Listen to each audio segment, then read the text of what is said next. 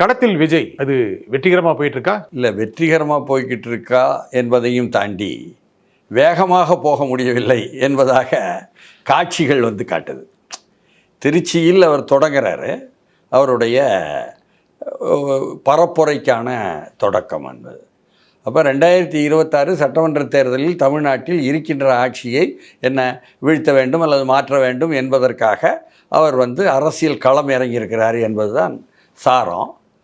ஆனால் ஆட்சியில் அமர்ந்திருப்பவர்கள் இருப்பவர்கள் வந்து எவ்வளோ கெட்டிக்காரர்கள் என்பதையும் பார்க்கணும். அவங்க வந்து ஆண்டு பலவாக வாழ்ந்து அனுபவிப்பவர்கள்.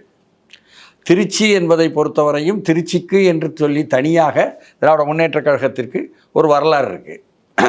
அதில் இருக்கக்கூடிய முகாமையாக இருப்பவர்கள், முதன்மையாக இருப்பவர்கள் யாரையும் வந்து வீழ்த்தி விடுவார்கள் என்பதை விட வளர விடமாட்டார்கள் என்ற வரலாறு படைத்தவர்கள்.